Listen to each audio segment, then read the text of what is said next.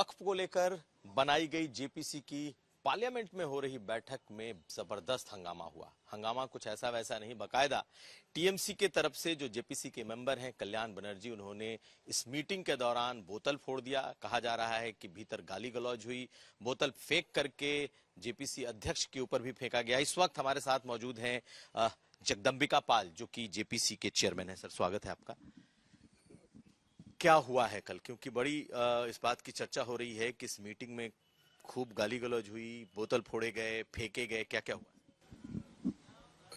JPC में आज वक्फ के संशोधन पे जब सरकार ने उसको एक तरह से रेफर कर दिया है, तो जेपीसी की कल बैठक थी।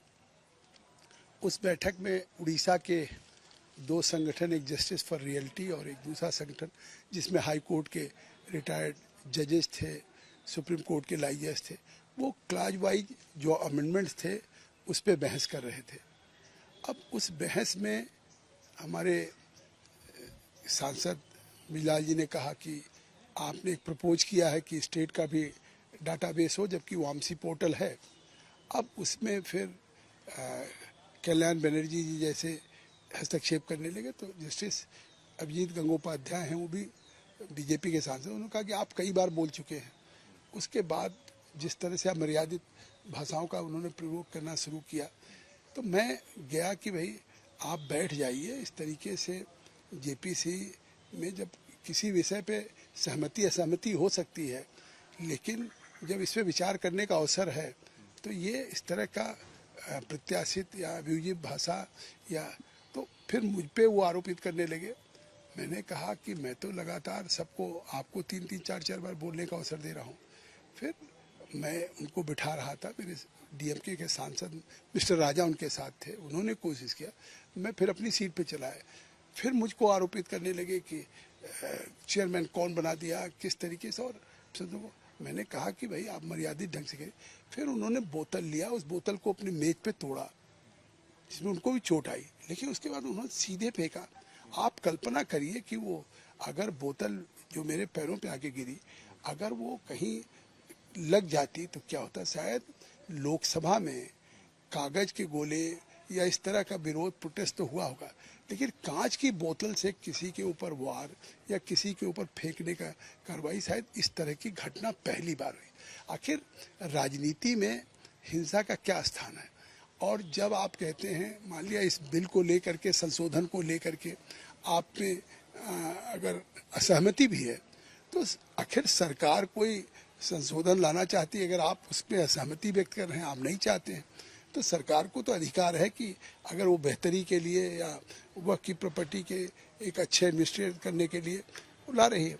लेकिन उसके बाद जिस तरीके से कल घटना हुई, मुझे लगता है कि संसदीय परंपराओं में इस लोकतंत्र पे कल एक गंभीर हुआ, और पूरे देश के लोग स्तब्ध हैं, क्योंकि मेंबर ऑफ पार्लियामेंट प्रिविलेज है, वो आज बोतल फेंक सकते हैं, कल वो कुछ भी हथियार लेके आ जाए, किसी पे कर दें।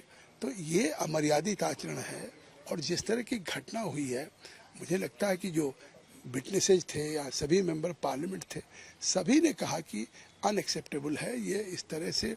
और कल्याण बनर्जी की आदत है पार्लियामेंट में भी इस तरीके से करते, वहाँ से भी निष्कासित हुए हैं कई बार और गाली गलौज पे उतरते हैं। लेकिन कमेटी की मीटिंग में तो कोई कैमरा भी नहीं होता है, लेकिन इस तरह से आपा खो देना, क्या जेपीसी में वो अपनी बात को अगर प्रभावी ढंग से कहना चाहें तो मर्यादित ढंग से नहीं कह सकते?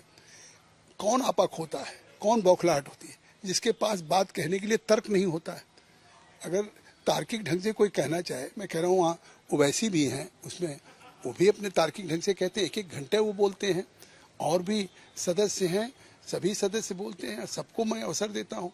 उसके बाद वो कहें कि मैं पक्षपात करता हूँ और मुझे बोले, अगर पूरे विपक्ष के लोग भी ये कह दें कि मेरे रहते हुए जितनी बार जिसको सवाल करना हो, जितना चाहे एविडेंस लेना हो या मंत्रालय से पूछना हो, मैं पूरा सबको पर्याप्त अवसर देता हूँ। कोई एक व्यक्ति भी आरोप लगा दे, मैं इस्तीफा दे दूंगा। तो सर, कल जब जो घटना घटी, उसमें क्या गाली गलौज की भाषा का भी इस्तेमाल हुआ?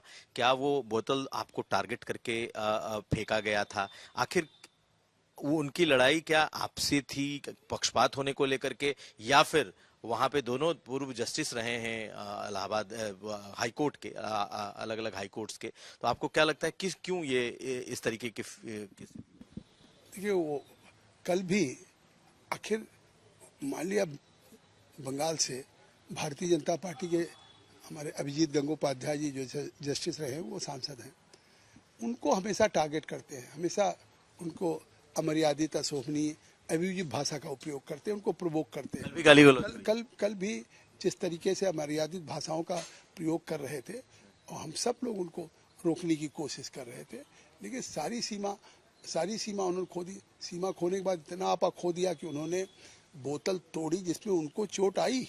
आखिर बोतल मान लिया ये रही, अगर टारगेट करके उन्होंने जिस तरह तोड़ा और जिस तरह मेरे ऊपर फेंका, विपक्ष के लोग हैं, अगर कोई कहते कि नहीं मेरे ऊपर बोतल नहीं फेंकी गई, तो आप सोचिए कि आप स्वाभाविक है मन में क्या है कि आप एक चेयरमैन के ऊपर अगर मान लिया आपसे अभिजीत गंगोपाध्याय जी से हीट एक्सचेंजेज हो रहे थे या आपस में कुछ भी हो रहा हो, तो चेयरमैन कहाँ उसमें टारगेट हो गए। लेकिन इसका मतलब है कि आप उस बिल को ले करके आप कोई तार्किक ढंग से विचार नहीं करना चाहते, आप इसको वोट बैंक की राजनीति बनाना चाहते हैं। जो आज इस सरकार ने इसको रेफर किया है, आप तुष्टीकरण की राजनीति करना चाहते होंगे, लोगों को अपीज करना चाहते होंगे कि मैं इस बिल के लिए यहाँ तक जा सकता हूँ। लेकिन क्या लोकतंत्र में इस बिल में के लिए आप किसी को तुष्टीकरण के लिए या किसी वोट बैंक के लिए आप हिंसा पे उतर आएंगे? और मुझे टारगेट करके ही मारा गया। अब वो मुझसे दूर थे, वो मेरे ऊपर मेरे पैरों पे आके गिरी है, मेरे सामने गिरी मेज पे नीचे, और पूरा कांच। सौभाग्य है मैं ईश्वर की कृपा से बच गया। तो सर ये क्या उन पर कोई कार्रवाई होगी? क्या कहा यह जा रहा है कि उन्हें जेपीसी से निकाला जा सकता है, उन्हें सस्पेंड किया जा सकता है, क्या आगे की कार्रवाई? देखिए ये बहुत गंभीर मामला है, मतलब बहुत हमारे लोकतंत्र के लिए, भविष्य के लिए जो कल घटना हुई है इसकी पुनरावृत्ति न हो, हमने स्पीकर साहब को मौखिक बता दिया है। और मतलब हमारे यहाँ से निश्चित तौर से लिखित भी हम देंगे स्पीकर साहब को कि इस तरह की अगर जेपीसी की बैठक में या किसी सांसद के द्वारा इस तरह का हिंसा अराजकता अगर की जाएगी तो कैसे कैसे कोई कार्रवाई हो सकती है और कैसे लोग। आपको लगता है कि जेपीसी को पूरी तरीके से डिस्टर्ब करने की, जेपीसी आगे न चल पाए, जेपीसी की बैठकें ना हो पाए, क्या इसके पीछे का मकसद आपको क्या दिखता है? देखिए जेपीसी की बैठक तो हम लगातार करते हैं, उस पर अपोज करते हैं कि जेपीसी की बैठकें इतनी क्यों हो रही हैं। अब हमें अगर एक मैंडेट मिला है, मैंडेट है कि नेक्स्ट सेशन जो विंटर सेशन है उसके फर्स्ट वीक के लास्ट दिन तक हमको इसकी रिपोर्ट देनी है। तो हम इसके बावजूद भी जब गणेश चतुर्दशी हुआ तो हमने उस समय मीटिंग नहीं बुलाई, फिर जब दुर्गा पूजा हुआ कल्याण बनर्जी जी के कहने पे नहीं बुलाई, वहाँ पे हमने अरविंद सावंत जी और सब लोगों ने कहा, मतलब मेधा कुलकर्णी महाराष्ट्र की हैं। चाहते क्या हैं? चाहते हैं कि ना हो बैठकें, चाहते हैं डिले हो? स्वाभाविक है, और जब कभी कोई ऐसा डेलीगेशन आता है तो हमें लगता है पॉलिटिकल माइलेज के लिए होड़ सी लग जाती। जिस तरीके से भाई आप विटनेस से, कोई विटनेस आता है, चाहे कोई ऑर्गेनाइजेशन हो चाहे मंत्रालय हो, आप उनसे सवाल कर सकते हो। आखिर आप रूलिंग पार्टी के किसी कोई बात उठाई जा रही तो उससे जवाब लेने का क्या तुक है। और मीटिंग में जिस तरीके से हर समय डिस्टर्बेंस होता, आपने इसके पहले भी देखा कि एक विटनेस कर्नाटक से आए थे, माइनॉरिटी कमीशन के पूर्व चेयरमैन अनवर मानी पाडी जी, जिसको लेकर के लोग उनके पास पहुंच गए, उनके हाथ से रिपोर्ट छीन लिया और वो डर गए। हमारे सामने लोग आ गए, हमारे सामने मतलब महाराष्ट्र की हमारी सांसद मेधा कुलकर्णी जी हमारे सामने खड़ी हो गई। नहीं, उस दिन भी अपनी घटना हो सकती थी। तो इस तरीके से लगातार अनरूली बिहेवियर लगातार आप फेस कर रहे हैं? मैं कर रहा हूँ। अब मुझे एक जिम्मेदारी स्पीकर साहब ने दिया है। और आप ये बताइए कि आखिर अगर सरकार ने इस बिल को जेपीसी पे को रेफर कर दिया तभी तो एक अवसर मिला। सरकार चाहती तो लोकसभा राज्यसभा में बहुमत था, इस बिल को एज इट इज पास कर सकती थी। लेकिन अगर इस बिल को खुद संसदीय कार्य मंत्री किरण रिजिजू जी जो अल्पसंख्यक मंत्री भी हैं, उन्होंने कहा कि देश के वक्फ प्रॉपर्टी के मतलब पारदर्शी ढंग से उसकी बेहतरी के लिए और जिस पर्पज के लिए लोग डोनेट करते हैं, चाहे रिलीजियस पर्पज हो, चाहे पॉयस पर्पज हो, चाहे चैरिटेबल पर्पजेज हो, उसका फ़ायदा आम मुसलमानों को मिले, पसमानदा मुसलमानों को मिले, ख़वातीन को मिले, महिलाओं को मिले, बच्चे को मिले, एजुकेशन और हेल्थ के लिए मिले। आज अगर उसका दुरुपयोग हो रहा, मुतवल्ली लोग खुर्द बुर्द कर रहे हैं, या जहाँ भी उस प्रॉपर्टी के साथ वक्त पे आप देखते होंगे बहुत सी शिकायतें आती कि साहब वक्त की प्रॉपर्टी को लोग बेच रहे हैं। तो जिस पर्पज़ से आदमी डेडिकेट करता अपनी प्रॉपर्टी को, अगर ये सरकार उस संबंध में बिल लेके आई है तो अब उस बिल पे चर्चा करिए। आप नहीं सहमत हैं तो असहमति अपनी दर्ज कराइए। बात तो हम लोगों में वहाँ पे ये होता कि बातचीत ये लगातार बैठ के हो रही 8-8 घंटे, तो इसलिए हो रही है कि हम एक सहमति पे पहुँचे और आपस में। आपने क्या कार्रवाई की मांग की? देखिए, हम स्पीकर साहब को लिख करके देंगे और मुझे लगता है कि इस तरह का जो आचरण है हमारी पूरी मतलब जो भी थे, चाहे सत्ता पक्ष के चाहे प्रतिपक्ष के हों, सभी को बहुत नागवार गुजरी है। क्योंकि ये तो एक तरह से जैसे अराजकता की पराकाष्ठा हो गई हो, गुंडागर्दी की पराकाष्ठा हो गई कि आप बोतल फेंक करके, मतलब आप सोचिए कि कुछ भी हो सकता था। तो अब इसमें तो स्पीकर साहब को निश्चित तौर से कार्रवाई वो करेंगे। आप उनको हटा भी सकते हैं जेपीसी के? नहीं, अभी तो देखिए, मतलब लोग तो जिद पे थे कि उनको जेपीसी के पूरे रिमेनिंग टर्म के लिए उनको निष्कासित किया जाए, सदन की कार्रवाई में हिस्सा न ले, क्योंकि कोई बैठने वाला नहीं था।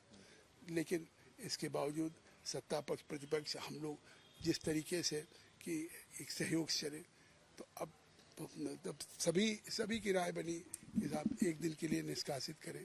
तो हमारे निशिकांत दुबे जी ने प्रस्ताव किया था, हमारे सांसद हैं, वरिष्ठ सांसद हैं, और उन्होंने तो प्रस्ताव किया था कि हम नहीं, इस पर चाहे वोट हो जाए। लेकिन इस तरीके से उन्होंने कहा, मैं भी मतलब चेयरमैन दूसरे लोग रहे हैं, उन्होंने उदाहरण दिया कि जिनसे हमारे मतभेद थे, लेकिन कभी भी मैं अपनी बात केवल कहता था, उससे आगे नहीं जाता था। उन्होंने कहा बहुत से इसके पहले हुए, तो अब फिर एक दिन के लिए अभी नेक्स्ट बैठक जो होगी। आखिरी सवाल ये है कि ये बैठकें अभी और कितनी होनी है और कब तक आपकी ये रिपोर्ट तैयार होगी? देखिए, हमारी बैठकें हम ज़्यादा से ज़्यादा देश के स्टेक होल्डर के साथ कर रहे हैं। अभी तक हमारी दिल्ली में 15 बैठकें हो चुकी, और जिसमें हम लगभग करीब 65 घंटे लगातार लोग स्टेक होल्डर से मिले हैं, अपने अल्पसंख्यक मंत्रालय से, अर्बन डेवलपमेंट मंत्रालय से, रेलवे से और ASI से, तमाम राज्यों के, लखनऊ यूपी हो, चाहे आंध्रा हो, चाहे तमिलनाडु हो, चाहे गुजरात हो, महाराष्ट्र, वक्फ बोर्ड से मिल चुके हैं, माइनॉरिटी कमीशन के मिल चुके हैं, स्टेट गवर्नमेंट से, all India Muslim personal law board से मिल चुके, ऑल इंडिया जमायत उलमा हिंद से मिल चुके, मतलब माइनॉरिटीज़ के भी सभी ग्रुपों से मिल चुके, दरगाह शरीफ के मिल चुके, भारत फर्स्ट से मिल चुके, और अपने तमाम फाउंडेशन से मिल चुके, और यही नहीं, देश के 5 राज्यों में भी जा चुके, महाराष्ट्र, गुजरात, तेलंगाना, तमिलनाडु और कर्नाटका। वहाँ हमने केरला को भी बुलाया था। तो आखिर केरला में आए, एक फादर आए और सब लोग आए। मतलब आज तमाम जगह लोग जो वक्त से कहीं प्रभावित हैं, जो हितधारक हैं, स्टेक होल्डर्स हैं, उन स्टेक होल्डर्स के भी जो भविष्य, उनको सबको सुन रहे हैं। अब कितना बचा है? अब कितनी मीटिंग आपको लगता है बची है और कब तक रिपोर्ट? अभी हम फिर जाएंगे, लखनऊ भी आएंगे, पटना भी आएंगे, और कलकत्ता भी जाएंगे, गुवाहाटी भी जाएंगे, भुवनेश्वर जाएंगे। सर मतलब हमारी जेपीसी, जब जेपीसी को रेफर हो गया वक्त संसद में, तो हम चाहते हैं कि वो एक ऐसी रिपोर्ट बने कि पूरे देश के लोगों के साथ एक तरह से हम व्यूज का एक्सचेंज कर सके, सभी स्टेक होल्डर्स और हितधारकों के साथ बातचीत कर सके, उनके राय का समावेश कर सके, और एक बेस्ट रिपोर्ट दे, जिससे कि भविष्य में जो वक्फ का पर्पज है, जो अपनी प्रॉपर्टी को लोग डेडिकेट करते हैं, उसका फ़ायदा आम गरीब, पसमानदा या महिलाओं या मुसलमानों को मिल सके। ये सरकार का पर्पज है, और इसीलिए जेपीसी को भी रिफ़र किया। प्रजातंत्र में होता है कि डिबेट, डिस्कशन और डिसीजन। वहाँ थोड़ी है कि मतभेद है तो आप कांच की बोतल से अटैक करेंगे, हमला करेंगे, हिंसा करेंगे। ठीक है, बहुत शुक्रिया बात करने के लिए आपसे।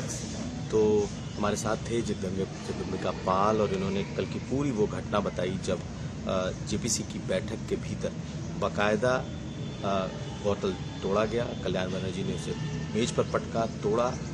उनके खुद हाथ लहूलुहान हुए, लेकिन उन्होंने उसी बोतल को जेपीसी अध्यक्ष जगदम्बिका पाल की तरफ फेंका भी।